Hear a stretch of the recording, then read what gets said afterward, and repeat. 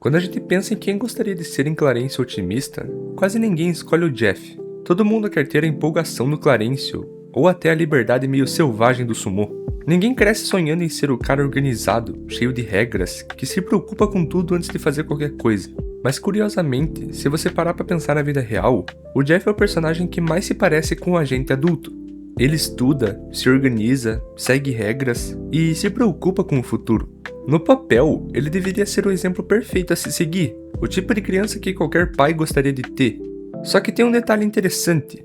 Quase toda vez que o Jeff aparece no episódio sofrendo, entrando em pânico ou se sentindo mal, o motivo quase nunca é a falta de esforço, mas sim excesso dele. E isso levanta uma pergunta que vale a pena a gente explorar.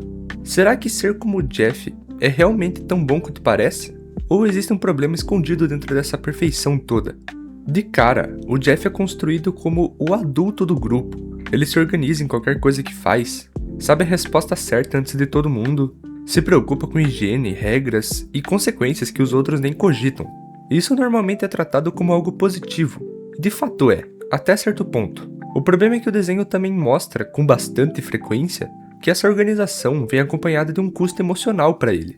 Ele se irrita com bagunças, entra em desespero quando um plano muda de repente e tem dificuldade real de lidar com qualquer coisa fora do roteiro que ele criou na sua cabeça. E isso tem um nome na psicologia, se chama perfeccionismo desadaptativo. É uma forma tóxica da pessoa se cobrar, marcada por metas impossíveis, autocrítica ou o medo intenso de errar. E existe uma diferença importante entre buscar fazer bem feito e sentir que qualquer erro pequeno é uma catástrofe pessoal. Pesquisadores como Hewitt e Flatt, que estudam perfeccionismo há décadas, descrevem esse segundo tipo como uma cobrança que a pessoa impõe a si mesma, quase sempre ligada ao medo de ser julgada ou de decepcionar alguém importante.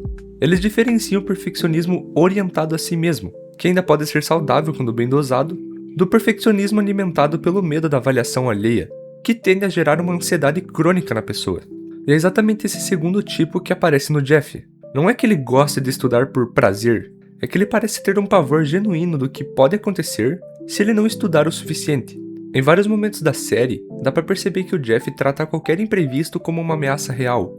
Um passeio que mude de rota, uma regra que é quebrada por acidente, ou uma situação que foge do controle. Tudo isso deixa ele visivelmente incomodado, às vezes até em pânico. E o motivo é que ele pensa demais em tudo o que pode dar errado, antecipando cenários ruins antes mesmo de acontecerem. A psicóloga Carol Dweck tem uma teoria bem conhecida sobre isso, chamada mindset fixo versus mindset de conhecimento. Pessoas com mindset fixo tendem a acreditar que a inteligência e a capacidade são coisas prontas. Ou você é bom nisso, ou não é, e não tem muito o que fazer a respeito. Por isso, errar vira uma prova de que eu não sou capaz, e não uma etapa normal de qualquer processo de aprendizado. Já quem tem mindset de crescimento entende o erro como parte do caminho, como informação útil para melhorar, não como um veredito sobre quem a pessoa é. O Jeff parece viver preso nesse primeiro modelo. Ele estuda tanto e se cobra tanto justamente porque, no fundo, uma nota ruim ou um erro público pode significar que ele não é tão inteligente quanto todo mundo acha que é. Existe também um medo específico por trás disso, que os psicólogos chamam de medo de avaliação negativa. A preocupação constante com o que os outros vão pensar caso a pessoa não corresponda a uma expectativa. E carregar esse peso o tempo todo é cansativo, tanto para ele quanto para qualquer criança, ou adulto também. Outro ponto que aparece direto no desenho é como o Jeff reage mal quando perde o controle da situação. Um exemplo bem claro é no episódio Jeff na Média, onde ele vai para uma turma diferente da que tinha planejado e tem um surto. Ele gosta de planos, de listas e de saber exatamente o que vai acontecer em cada etapa. Até mesmo quando o Clarencio propõe alguma ideia maluca, ou o Sumô faz alguma bagunça inesperada, a primeira reação do Jeff quase sempre é tentar organizar, corrigir ou impedir que as coisas continuem fora do previsto. E isso se conecta com um conceito também da psicologia, chamado locus de controle. Pessoas com locus de controle mais interno acreditam que o resultado das coisas depende principalmente das suas próprias ações, o que em doses saudáveis ajuda muito na vida, porque pessoas responsáveis tendem a ter esse perfil. Mas em excesso, isso gera a sensação de que absolutamente tudo precisa ser controlado para dar certo, inclusive coisas que na verdade fogem completamente das mãos de qualquer um, como o comportamento dos outros, o clima ou até a sorte. Dá para perceber esse padrão se repetindo em pelo menos 3 frentes diferentes na vida do Jeff. O controle sobre o ambiente físico ao redor dele, o controle sobre a própria rotina e horários, e o controle sobre as pessoas com quem convive. Quando qualquer uma dessas 3 coisas escapa do previsto, ele explode. E é aqui que entra a comparação mais direta com os seus amigos. Por exemplo, enquanto o Sumo resolve os problemas através da imaginação e de um jeito mais selvagem, e o Clarencio resolve através de pura empolgação, o Jeff tenta resolver tudo através do controle.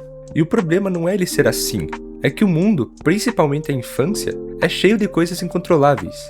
Amizades mudam, planos falham, pessoas erram. Quem não aprende a conviver com isso, sofre bem mais cedo do que precisaria sofrer. E vamos fazer uma comparação entre o Jeff e o Clarencio, porque os dois representam formas quase opostas de encarar o mundo, mesmo sendo melhores amigos. O Clarencio é otimista porque simplesmente não tem medo do resultado. Ele tenta e se der errado, ele ri e tenta de novo.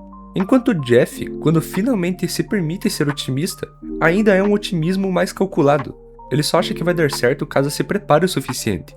Essa diferença lembra bastante o conceito de otimismo disposicional versus otimismo defensivo. O otimismo disposicional, como o do Clarencio, é uma expectativa geral de que as coisas boas vão acontecer, independente de controle. Já o otimismo defensivo, mais parecido com o do Jeff, é quando a pessoa só se sente segura depois de imaginar e se preparar para todos os cenários ruins possíveis. Ela funciona, mas exige um esforço mental enorme e constante, porque a calma do Jeff nunca vem de forma gratuita. Ela sempre é conquistada através de uma preparação excessiva. Também é bem visível que o Jeff se preocupa demais com o que os outros, principalmente os adultos, vão pensar dele. Ele quer ser visto como o aluno exemplar, o filho responsável e o amigo que nunca decepciona ninguém. E isso à primeira vista parece maturidade, mas repare que muitas vezes ele age mais preocupado em evitar bronca ou causar uma decepção do que realmente motivado por vontade própria de fazer alguma coisa. Isso remete a outro conceito interessante, a diferença entre motivação intrínseca e extrínseca. A intrínseca é quando a pessoa faz algo porque gosta, porque sente prazer genuíno no processo.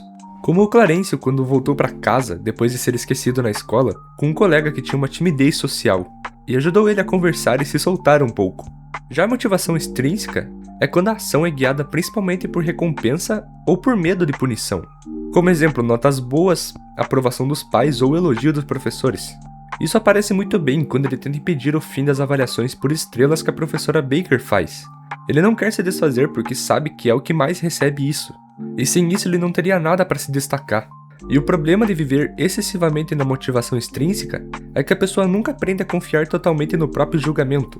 Ela sempre está checando se o que faz é suficiente, e isso é exaustivo, além de deixar a autoestima extremamente dependente da validação das pessoas. Vale a pena olhar também para como o Jeff foi criado, porque isso ajuda a explicar boa parte do que a gente já comentou. Diferente do pai do Sumo, que é mais distante e deixa o filho experimentar as coisas sozinho, as mães do Jeff são retratadas como bastante presentes, atenciosas e envolvidas em praticamente tudo que o filho faz, o que de novo parece extremamente positivo à primeira vista. Só que existe um estilo de criação que a psicologia do desenvolvimento chama de parentalidade superprotetora, em que os pais tentam antecipar e resolver todos os obstáculos antes mesmo que a criança precise enfrentar. Isso costuma vir de um lugar de amor genuíno, sem dúvida nenhuma, mas tem um efeito colateral. A criança pode crescer acreditando que o mundo é mais perigoso e imprevisível do que realmente é, e que qualquer deslize pequeno vai gerar consequências graves. Isso ajuda a explicar por que o Jeff é tão paranoico a correr riscos em quase tudo que faz. Ele não aprendeu a viver do mesmo jeito que o Sumo aprendeu com o próprio pai, que errar e se virar sozinho faz parte natural do caminho de crescer. Ele aprendeu ao contrário, que existe sempre alguém cuidando para que nada dê errado. E quando enfim algo foge do controle dos adultos ao redor dele, ele simplesmente não sabe lidar com isso, porque nunca precisou desenvolver esse lado. Isso também aparece bastante na forma como o Jeff se relaciona com o Clarencio e o Sumo. Muitas vezes, ele tenta, entre aspas, consertar os amigos. Apontar o que eles estão fazendo de errado, tentar convencer o Clarencio a desistir de algum plano, ou se frustrar quando o Sumo não segue lógica e faz coisas por impulso. E apesar da intenção genuinamente boa por trás disso, esse comportamento pode ser cansativo para quem está do outro lado da amizade. Existe uma diferença muito grande entre apoiar e corrigir. Apoiar significa que você está presente do lado de alguém, mesmo sem concordar totalmente com a decisão dela. Já corrigir é tentar mudar o comportamento do outro para que ele se encaixe naquilo que você considera certo. E o Jeff, boa parte do tempo, confunde essas duas coisas. Ele acha que cuidar dos amigos significa impedir que eles cometam erros, quando na real, às vezes cuidar de verdade é só deixar a pessoa tentar, mesmo sabendo que não pode dar certo no final. A boa notícia é que, ao longo da série, dá pra perceber que o Jeff foi amadurecendo justamente nesse ponto específico. Aos poucos ele aprende a relaxar um pouco e aceitar que nem tudo precisa seguir um plano rígido, e que seus amigos não precisam ser corrigidos o tempo todo para continuarem sendo amados exatamente do jeito que são. Esse é, talvez, o maior arco de crescimento silencioso desse personagem. E no fim das contas, o problema de ser como Jeff não se trata de organização, inteligência ou responsabilidade. Essas são qualidades reais e genuinamente valiosas, e o mundo precisa de pessoas assim. O problema é quando essas qualidades viram uma prisão silenciosa, quando você não consegue errar sem se sentir um fracasso completo, não consegue perder o controle sem entrar em pânico do nada, e não consegue simplesmente aproveitar o momento sem calcular todas as consequências antes de se permitir sentir qualquer coisa. Muitas pessoas se identificam como Jeff porque, de um jeito ou de outro, também aprendeu a associar o próprio valor com desempenho, aprovação ou controle. Mas talvez a mensagem que esse desenho deixa, sem dizer isso diretamente, seja que não é sobre deixar de ser organizado ou deixar de se importar com as coisas. É sobre aprender, aos poucos, que você continua sendo válido mesmo quando erra, mesmo quando o plano muda no meio do caminho, mesmo quando ninguém está aplaudindo seu resultado. Por isso, você se enxergou um pouco no Jeff nesse vídeo. Talvez a lição nem seja parar de ser quem você é, mas sim aprender a soltar um pouco o controle de vez em quando, e descobrir que às vezes também tá tudo bem quando as coisas não saem exatamente do jeito que você planejou. Eu espero de coração que você tenha gostado desse vídeo. Eu busquei fazer um vídeo um pouco mais longo a pedido de muitos comentários, e aproveitei esse personagem complexo que temos nesse desenho, que podemos analisar bastante para fazer justamente isso, ampliar um vídeo. Eu trouxe termos um pouco mais técnicos porque não tem como só falar de exemplos do desenho sem citar a psicologia, mas tentei deixar um pouco mastigado e fácil de entender, para não distanciar vocês do vídeo. Enfim, muito obrigado para você que assistiu até aqui, e tchau!